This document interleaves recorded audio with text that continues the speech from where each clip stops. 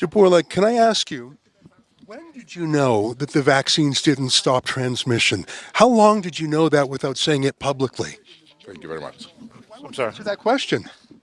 I mean, we now know that the vaccines didn't stop transmission, but why did you keep it secret? You said it was 100% effective, then 90%, then 80%, then 70%. But we now know that the vaccines do not stop transmission. Why did you keep that secret? Have a nice day. I won't have a nice day until I know the answer. Why did you keep it a secret that your vaccine did not stop transmission? Is it time to apologise to the world, sir? To give refunds back to the countries that poured all their money into your vaccine that doesn't work, your ineffective vaccine? Yeah, you have a little bit around. Are you not ashamed of what you've done in the last couple of years? Do you have any apologies to the public, sir?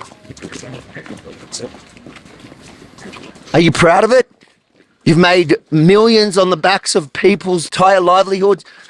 How does that feel to walk the streets as a millionaire on the backs of the regular person at home in Australia, in England, in Canada?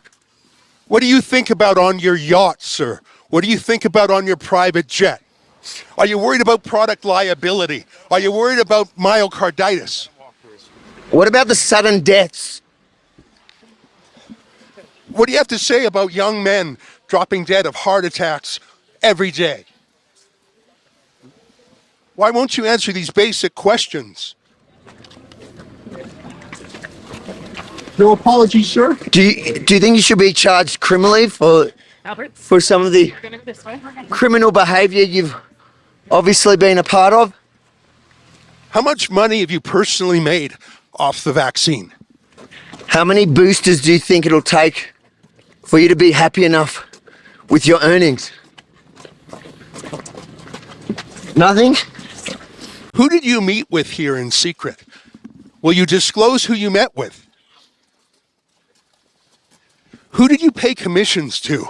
In the past, Pfizer has paid $2.3 billion in fines for deceptive marketing.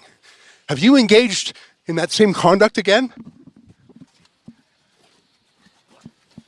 Are you under investigation like you were before for your deceptive marketing, sir?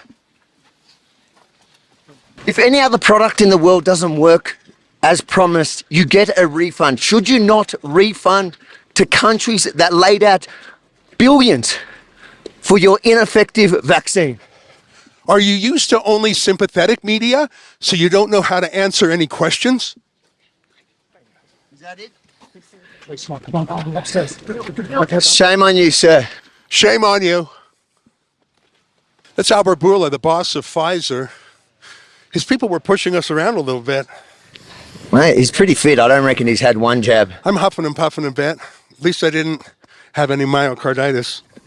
I dare say he's shocked that in his safe space at the WEF here in Davos that he was challenged in a way that he's never to date been challenged. Well, that's the thing. We're not accredited media here. We're on the outside of the perimeter. So he's only used to the softballs from CNN and MSNBC and people like that. I asked him a real question about product liability. No answer. A real question about Pfizer's past deceptive practices. You know, they paid the largest fine in American history to the Justice Department for deceptive marketing.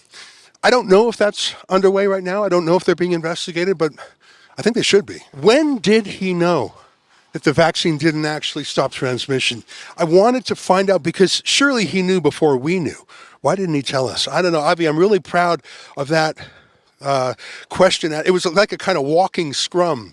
A joint effort there, because I know it's very hard when you're working in the moment as well, to actually remember all the activities that these people are criminals in my book. You know, the stuff that they've engaged in the last 2 years, they need to be held accountable for. And in the moment that you don't usually get this much time, he had a bit of a walk, and to actually work together and be able to work around those trying to protect him, it was exactly what I feel we're here for. That big gorilla guy was sort of pushing me around a bit, but you know, I've got a low center of gravity myself. I'm worried about one thing though, Avi. Pfizer is connected to big media in an enormous way. I'm worried that they're going to try and block this video. I'm worried they're going to try and cancel it on YouTube, on Twitter, on Instagram, on Facebook, places like that. So I want to look straight at the camera and say, folks, if you cannot find this video out there, go to wefreports.com. That's a special website we've set up for the World Economic Forum, wefreports.com. And if you feel moved by our coverage, please consider chipping in because we're 100% crowdfunded. Obviously, we get no ad money. We've been completely demonetized. But if you like that kind of accountability journalism, Avi Yamini from Australia, I'm Ezra Levant from Canada. We got a great team from around the world.